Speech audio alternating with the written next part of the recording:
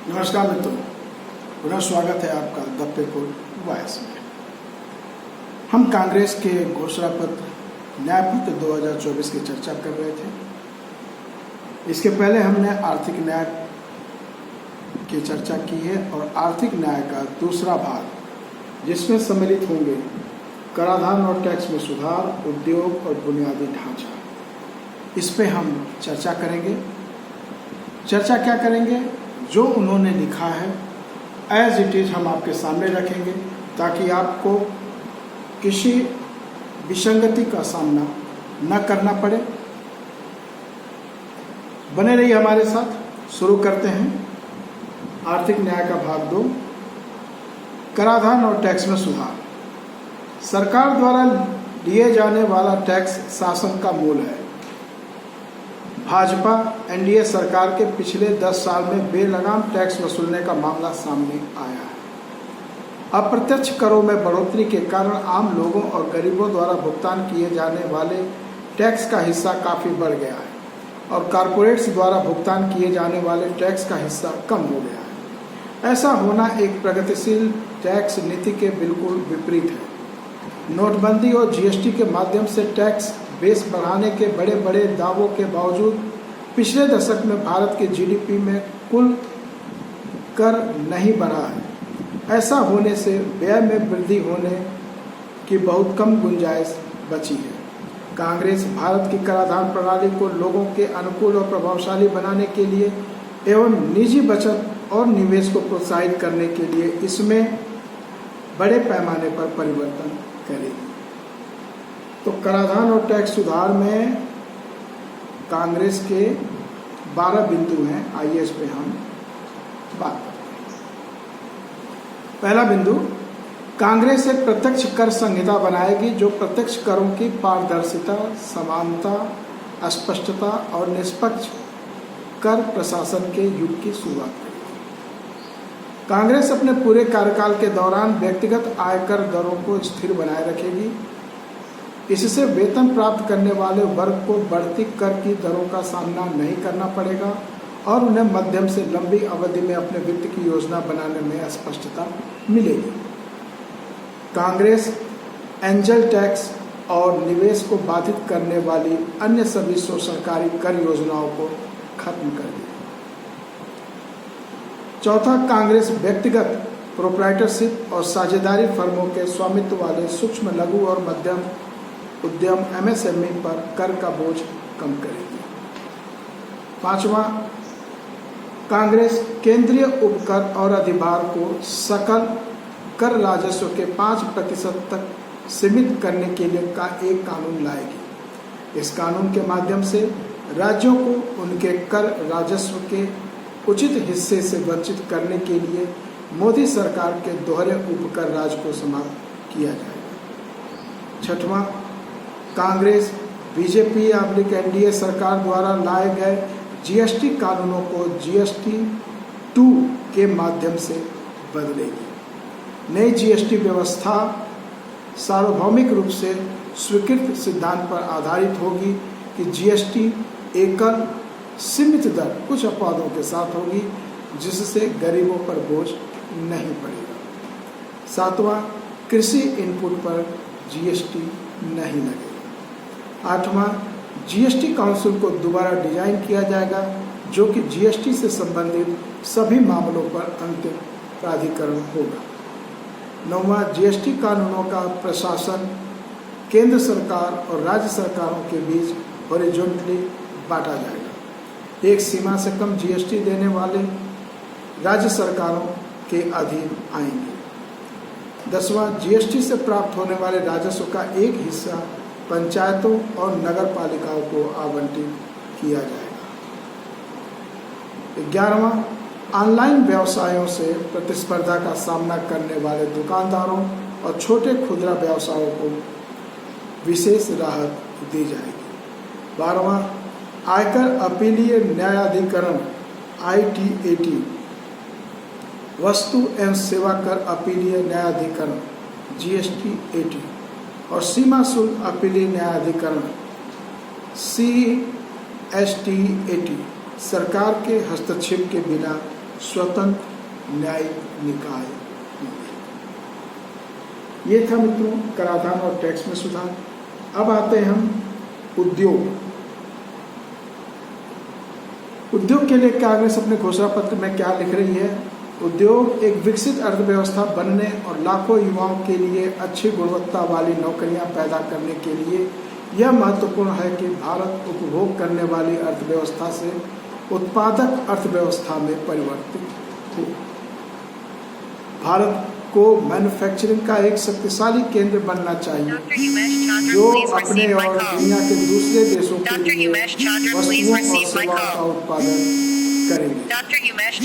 इसके लिए आर्थिक और व्यावसायिक पहलुओं से भी ज्यादा महत्वपूर्ण सामाजिक सद्भाव के बेहतर माहौल का होना जो निवेश और कुशल श्रम शक्ति को आकर्षित करें। इसलिए यह कोई आश्चर्य की बात नहीं है कि पिछले 25 वर्षों में कांग्रेस के शासन के दौरान जीडीपी में भारत की मैन्युफैक्चरिंग की हिस्सेदारी सबसे अधिक रही। इसके विपरीत पिछले 10 वर्षों 2014-24 में मैन्युफैक्चरिंग की हिस्सेदारी 14% पर स्थिर हो गई। आइए उद्योग के लिए इन्होंने 10 बिंदुओं पर चर्चा की है, यानी 10 वायदे किए हैं, उन पे हम चर्चा करते हैं। कांग्रेस अगले 5 वर्षों में सकल घरेलू उत्पाद में मैन्युफैक्चरिंग की हिस्सेदारी 14% से बढ़ाकर 20% करके भारत को मैन्युफैक्चरिंग का केंद्र बनाने का संकल्प लेती है। कांग्रेस के प्राथमिक लक्ष्यों में से एक व्यवसायों के लिए स्वस्थ, भयमुक्त और भरोसेमंद माहौल बनाना होगा।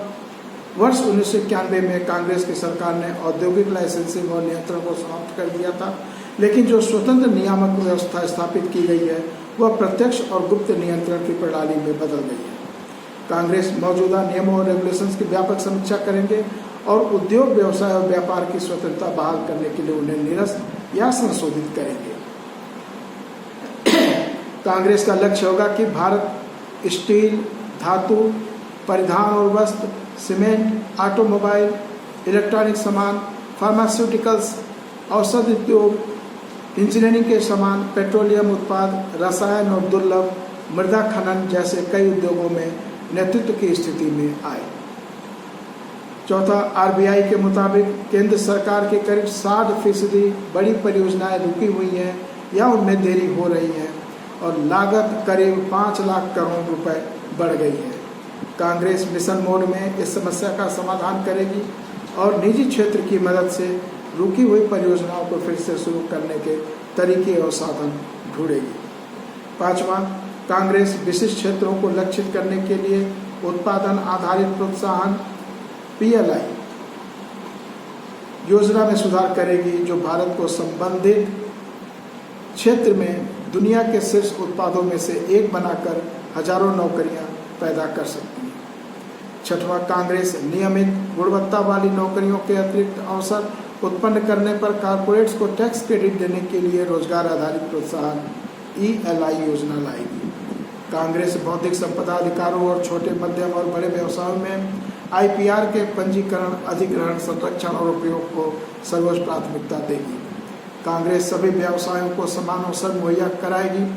कांग्रेस एकाधिकार, एक कंपनी का प्रभुत्व और अल्पाधिकार, कुछ कंपनियों के प्रभुत्व का विरोध करती है। भारत एक खुली और प्रतिस्पर्धा से भरा अर्थव्यवस्था बने, इसके लिए कांग्रेस भारतीय प्रतिस्पर्धा आयोग को मजबूत करेगी।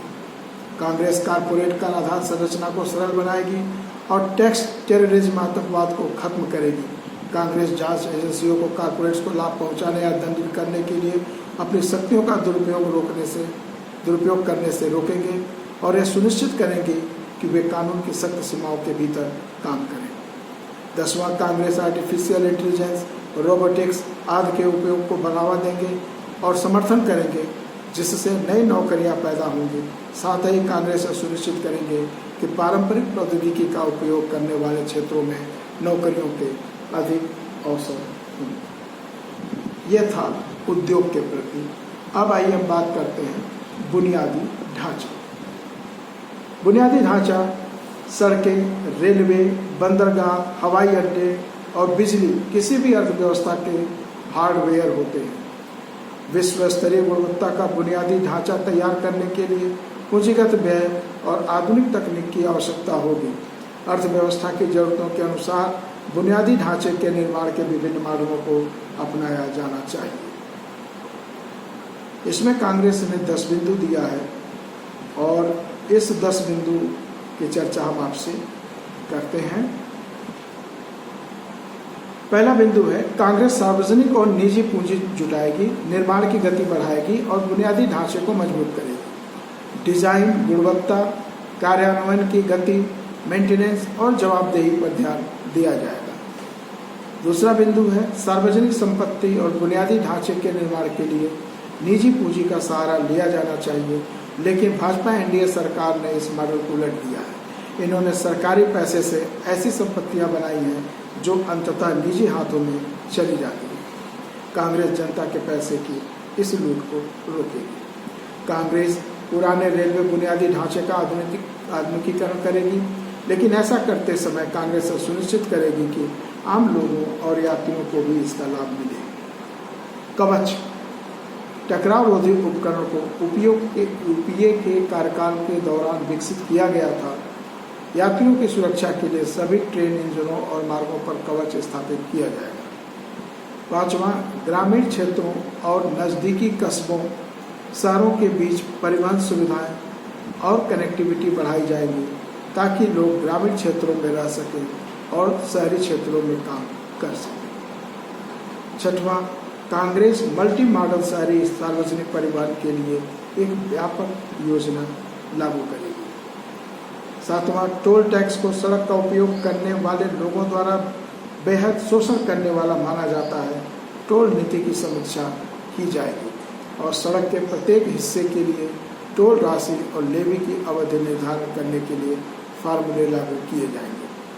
आठवां, बंदरगाहों, हवाई अड्डों के बीच दक्षता और प्रतिस्पर्धा को बढ़ावा देने के लिए बंदरगाहों और हवाई अड्डों के लिए एक नियामक व्यवस्था स्थापित की जाएगी। नौवां, कांग्रेस हरित ऊर्जा को बढ़ावा देगी। कांग्रेस नवीकरणीय ऊर्जा योजनाएं लागू करेगी, जिससे पंचायत या नगर पालिका को जहां तक संभव हो बिजली के मामले में आत्मनिर्भर बनाया जा सके। कांग्रेस कृषि के लिए भूजल निकालने हेतु सौर ऊर्जा से चलने वाले इंजनों को बढ़ावा देगी। कांग्रेस यह सुनिश्चित करेगी कि स्थानीय पर्यावरण और समुदायों की सुरक्षा और संरक्षण के लिए प्राकृतिक संसाधनों को खोजने और निकालने के लिए आधुनिक वैज्ञानिक तरीकों का पालन किया जाए। ऐसी परियोजनाओं को शुरू करने से पहले संबंधित पंचायत या नगर पालिका के प्रतिनिधियों से परामर्श लिया जाएगा। मित्रों, यह आर्थिक न्याय के तहत कुछ मुख्य बिंदु थे, जिसमें हमारी आर्थिक नीति, बेरोजगारी, नौकरियों की मांग को पूरा करना, कराधान और टैक्स में सुधार, उद्योग और बुनियादी ढांचा, जिसपे हमने एज इट इज आपको पढ़कर सुनाया है। यह जरूरी इसलिए था, अगर मैं अपना विश्लेषण करता तो आपको शंका होती कि विश्लेषण सही है या गलत है, आप मानते या नहीं मानते। लेकिन हमने इनकी पूरी मैनिफेस्टो को आपको पढ़कर सुनाया है। आगे भी ये जारी रहेगा। अभी 3-4 बिंदु बाकी हैं, जिसमें संवैधानिक न्याय, राज न्याय, रक्षा न्याय और पर्यावरण न्याय की भी चर्चा की गई है। ये पूरा मैनिफेस्टो 48 पेज में है। समय लगेगा पढ़ने में भी, और बेहतर हो तो इसको धीरे पढ़ा जाए। एक ही वीडियो में नहीं, आने एक वीडियो में आपको दिया जाए ताकि आप समझ सकें और किसी के बरगलावे में न आए। बने रहिए हमारे साथ। अगले एपिसोड में फिर मिलते हैं एक नए संकल्प के साथ, यानी कांग्रेस के मैनिफेस्टो न्याय पत्र 2024 के अगले न्याय में। बने रहिए हमारे साथ। जय भारत, जय संविधान।